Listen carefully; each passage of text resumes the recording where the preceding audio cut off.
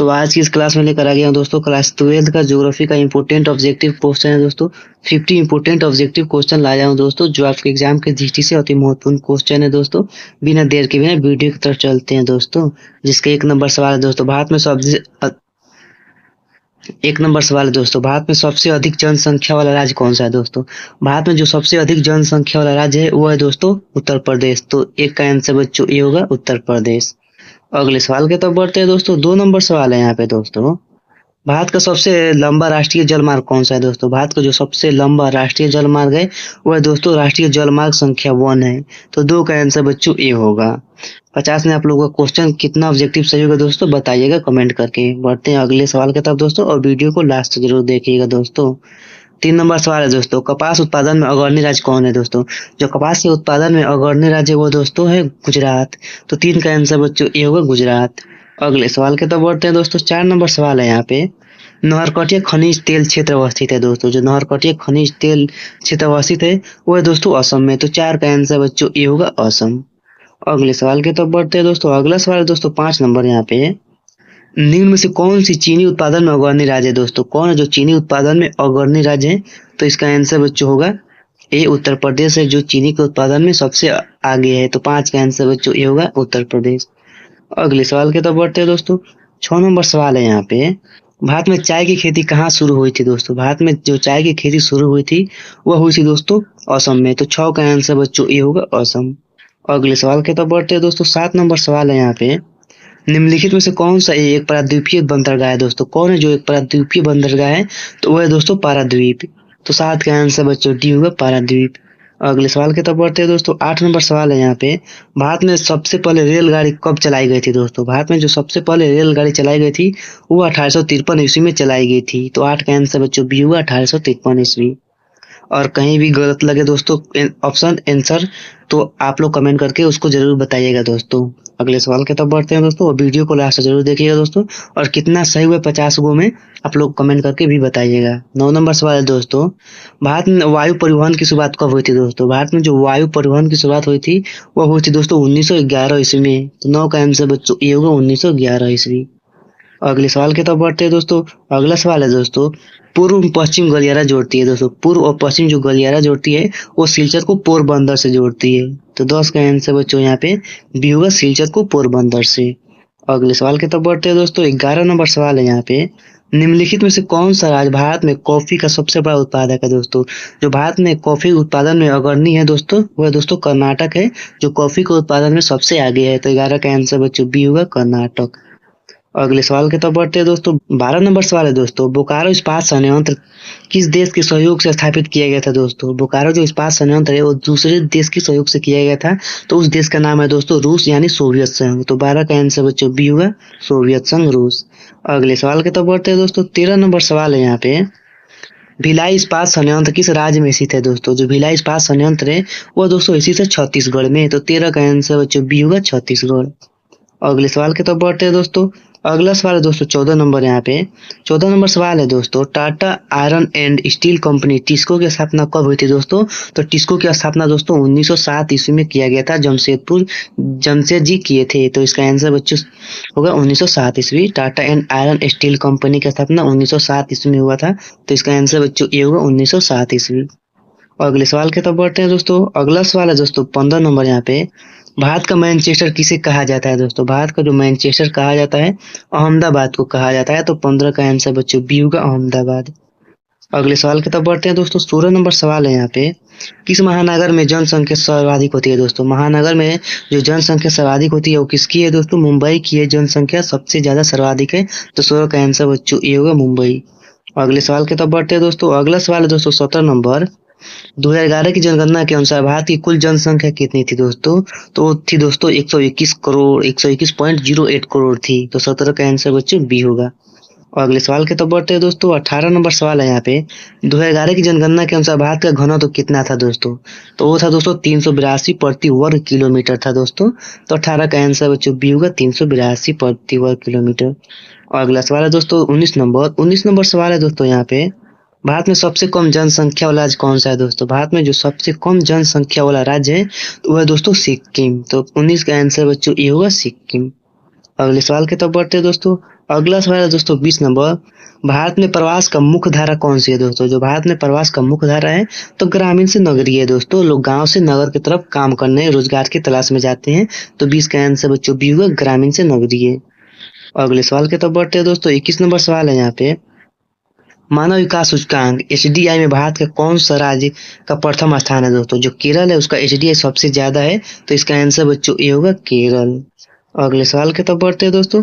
अगला सवाल है दोस्तों 22 नंबर सवाल है दोस्तों। यहाँ पे देखिएगा, निम्नलिखित में से कौन सा मानव विकास सूचकांक का मूलभूत स्तंभ है दोस्तों? जो मूलभूत स्तंभ है मानव विकास का वो है दोस्तों, समता भी है, सतत पोषणीयता भी है, उत्पादकता भी है। तो इसका आंसर बच्चों डी होगा, जो मानव विकास का मूलभूत स्तंभ है। तो 22 का आंसर बच्चों डी होगा, इनमें से सभी। अगले सवाल की तरफ बढ़ते हैं दोस्तों। अगला सवाल है यहाँ पे 23 नंबर।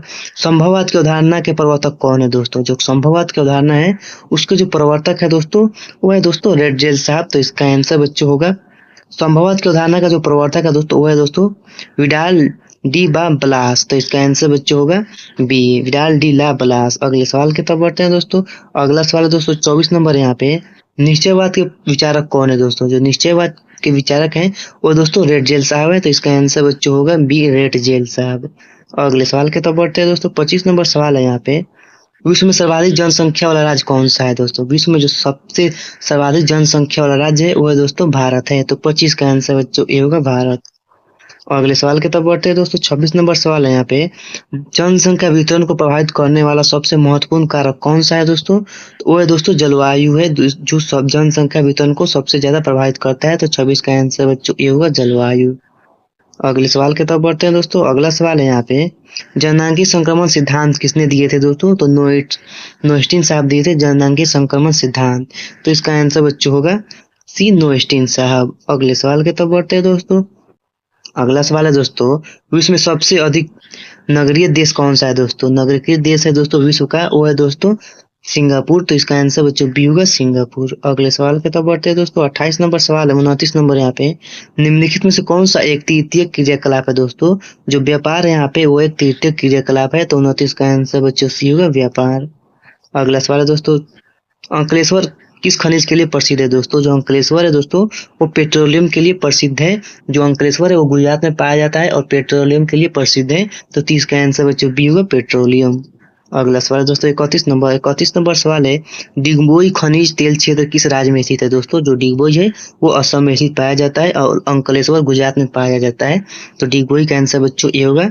अगले सवाल की तरफ बढ़ते हैं दोस्तों। अगला सवाल है दोस्तों 32 नंबर। भारत का सबसे बड़ा कोयला क्षेत्र कौन सा है दोस्तों? भारत का जो सबसे बड़ा कोयला क्षेत्र है वो झरिया दोस्तों, जो झारखंड में पड़ता है। तो इसका आंसर बच्चों होगा ए, झरिया। अगले सवाल की तरफ बढ़ते हैं दोस्तों। अगला सवाल है यहाँ पे 33 नंबर दोस्तों। निम्नलिखित में से कौन सा ऊर्जा का गैर परंपरागत स्रोत है दोस्तों? ऊर्जा का जो गैर परंपरागत स्रोत है वो है दोस्तों सौर ऊर्जा। तो 33 का आंसर बच्चों डी होगा, सौर ऊर्जा।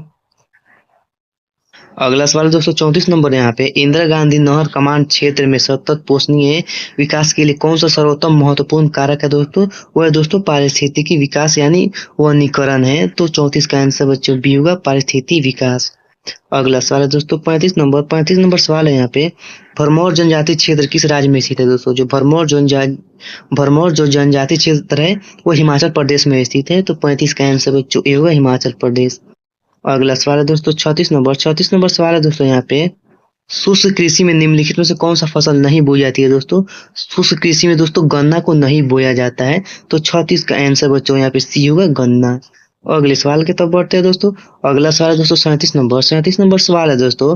भारत में हरित क्रांति की शुरुआत किस दशक में हुई थी दोस्तों? भारत में जो हरित क्रांति की शुरुआत हुई थी वो 1960 के दशक में हुई थी। तो 37 का आंसर बच्चों बी होगा, 1960।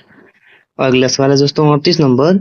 रबी की फसल की बुआई कब की जाती है दोस्तों? जो रबी की फसल की जो बुआई की जाती है वो अक्टूबर से नवंबर में की जाती है। तो 38 का आंसर बच्चों ये होगा, अक्टूबर से नवंबर। अगला सवाल है दोस्तों 39 नंबर। खरीफ की फसल का उदाहरण कौन सा है दोस्तों? खरीफ की फसल का जो उदाहरण है वह दोस्तों चावल गन्ना होता है। तो इसका आंसर बच्चों सी होगा, चावल एवं गन्ना। अगला सवाल है दोस्तों 40 नंबर यहाँ पे। सुएज नहर किसे जोड़ती है दोस्तों? सुएज नहर भूमध्य सागर को लाल सागर से जोड़ती है। तो 40 का आंसर बच्चों ये होगा, भूमध्य सागर को लाल सागर से। अगला सवाल है दोस्तों पनामा नहर जोड़ती है दोस्तों।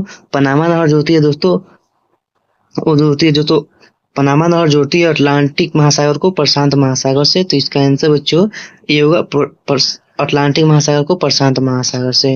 अगले सवाल की तरफ बढ़ते हैं दोस्तों। 42 नंबर सवाल है यहाँ पे, विश्व का सबसे व्यस्तम समुद्री मार्ग कौन सा है दोस्तों? विश्व का जो सबसे व्यस्तम है वह दोस्तों इटली अटलांटिक समुद्री मार्ग, तो 42 का आंसर बच्चों बी होगा।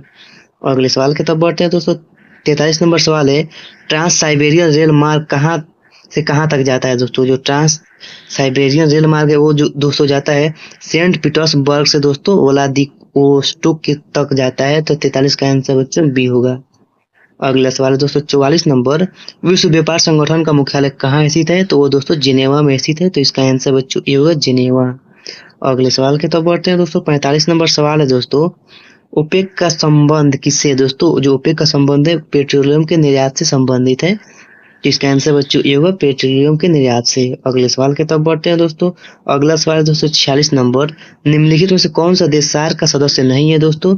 जो चीन है वो एक सार्क का सदस्य नहीं है, बल्कि भारत भी सार्क का सदस्य है, पाकिस्तान भी सार्क का सदस्य है और बांग्लादेश भी सार्क का सदस्य है, तो इसका आंसर बच्चों सी होगा चीन। अगले सवाल की तरफ बढ़ते हैं दोस्तों। 47 नंबर सवाल है यहाँ पे, भारत में महानगर की न्यूनतम जनसंख्या कितनी होती है? तो 50 लाख होती है, इसका आंसर बच्चों सी होगा 50 लाख। अगले सवाल की तरफ बढ़ते हैं दोस्तों। धारावी बस्ती कहाँ स्थित है दोस्तों? जो धारावी मलिन बस्ती है वो मुंबई में स्थित है, तो 48 का आंसर बच्चों बी होगा मुंबई। अगले सवाल की तरफ बढ़ते हैं दोस्तों। 49 नंबर सवाल है, अम्लीय वर्षा का मुख्य कारण क्या है दोस्तों? अम्लीय वर्षा का जो मुख्य कारण है वो है दोस्तों सल्फर डाइऑक्साइड और नाइट्रेट ऑक्साइड, तो 49 का आंसर बच्चों बी होगा। अगले सवाल की तरफ बढ़ते हैं। जो लास्ट नंबर सवाल है दोस्तों, रियो डियो जेनेरी पृथ्वी सम्मेलन कब हुआ था दोस्तों? ये 1992 ईस्वी में हुआ था, तो 50 का आंसर बच्चों बी होगा 1992 ईस्वी। यहाँ तक दोस्तों आप लोगों का 50 ऑब्जेक्टिव मैंने कंप्लीट करा दिया, जो आपके एग्जाम के दृष्टि से अति महत्वपूर्ण क्वेश्चन था दोस्तों, बार बार आने वाला क्वेश्चन था दोस्तों। वीडियो अच्छा लगा तो लाइक और सब्सक्राइब कर दीजिएगा और अपने दोस्तों के पास भी शेयर कर दीजिएगा। मिलते हैं नेक्स्ट वीडियो में, तब तक के लिए धन्यवाद दोस्तों।